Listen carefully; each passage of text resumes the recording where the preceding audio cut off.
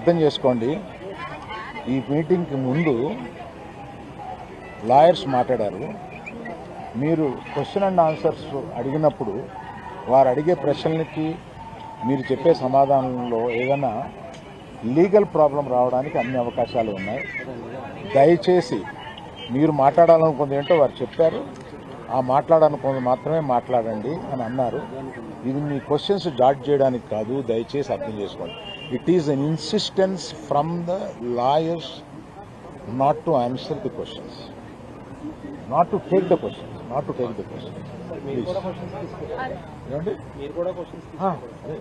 Part of the system. Just one clarity, Arvind garu, about No, let me. I wanted to tell something. Let me complete.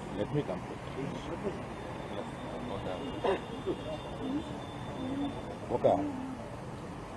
All India lo collections break chesina cinema lo tana kashtam. ఆ సినిమాకి అంత collections రావడం, ఇవన్నీ చేసిన ఒక సినిమాకి అతను వెళ్ళి మొదటి షోలో తన కూర్చొని జనం దీన్ని ఎంత అప్రిషియేట్ చేస్తున్నారో, తనని ఎలా రిసీవ్ చేసుకున్నారు అని చూసుకునే అదృష్టం లేకపోయింది. Because of an unfortunate incident he had to come back. ఆ తర్వాత ఒక తండ్రిగా నాకు ఇంత పెద్ద సినిమా తీసిన అతను లాస్ట్ 2 వీక్స్గా ఈ గార్డెన్లో మూల కూర్చొని ఉంటున్నాడు.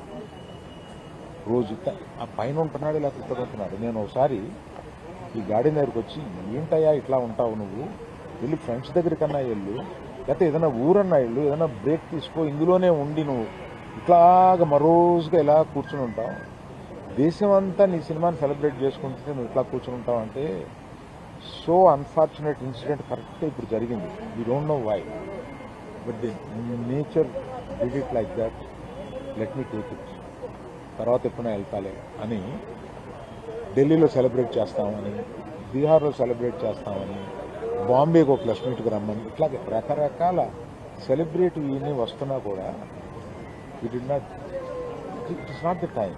ఇట్ ఈస్ ఒక ఫ్యామిలీ, అందులో తన అభిమానుల ఫ్యామిలీలా అయిపోయినందువల్ల అతను చూసుకుంటే నాకే కడుపు తరుపుకుంటుంది. ఎందుకంటే మీరు కూడా ఒకటి అర్థం చేసుకోండి, 22 సంవత్సరాలు తను కష్టపడి ఈ పేరు సంపాదించుకున్నాడు. ఇది ఒక రోజుతో వచ్చింది కాదు, ఒక సినిమాతో వచ్చింది కాదు, ఒక ప్రెస్ మీట్తో వచ్చింది కాదు, ఒక ఇన్సిడెంట్తో వచ్చింది కాదు. ఇది క్రమక్రమంగా అతను బిల్డప్ చేసుకున్నాడు.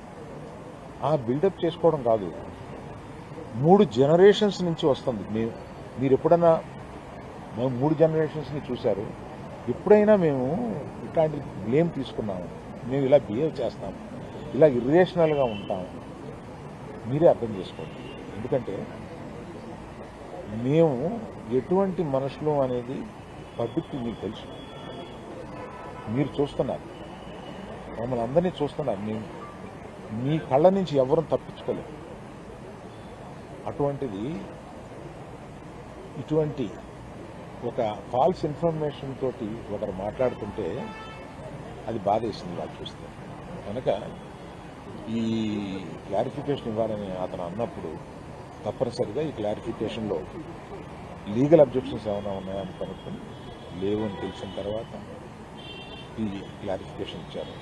దయచేసి ప్రెస్ వారు, ప్రజలు మీరంతా ఆదరిస్తే మీ అభిమానంతో పైకి వచ్చిన కుటుంబం, ఆ అభిమానాన్ని అర్థం చేసుకుని ఇలాగే కంటిన్యూ చేయమని నేను కోరుతున్నాను. సార్ అబ్బాయి ట్రీట్మెంట్కి సంబంధించి చెప్తారా, అబ్బాయికి మెడిసిన్ కానీ ఇస్తున్నారా, అటు అయ్యే ఖర్చులు మీరు భరిస్తున్నారా, గవర్నమెంట్ భరిస్తుందా, ఏం జరుగుతుంది సార్? అయితే దానికి కంటిన్యూ చెక్ అనౌన్స్ చేసిన వెంటనే మంత్రి వెళ్ళి ఇచ్చేశారు. ఇప్పటికి 20 రోజులు అవుతున్నా కూడా అల్లు అర్జున్ గారు ఇంకా ఇవ్వలేదు. దీని వెనక కారణం ఏంటంటారు? నేను అవన్నీ చెప్పడానికి రాలేదు. వ్యక్తిగతంగా నా బాధ ఏదో మాత్రమే చెప్పడానికి వచ్చాను. అవన్నీ ఇంకో ఇన్సిడెంట్ చెప్తాను. ఎందుకంటే ఇందాక అర్జున్ చెప్పబోయి కూడా అర్జున్ ఒక అమౌంట్, నా నవీన్ మైత్రి వాళ్ళు ఒక అమౌంట్, డైరెక్టర్ గారు ఒక అమౌంట్, ఇదంతా పెట్టి ఒక ట్రస్ట్ చేద్దాము ఇది అనేది అనుకున్నారు. దాన్ని ఇప్పుడు చెప్పి నేను ఆ విషయాన్ని డైల్యూట్ చేయడం దాన్ని ఇంకొకసారి వచ్చి వివరంగా వాళ్ళు మైత్రి ఈయన అందరూ కూర్చొని దీన్ని ఎలా చేయబోతున్నాం ఎంత సపోర్టివ్గా ఉండబోతున్నాం అనేది తప్పనిసరిగా మీకు చెప్తాను. అయితే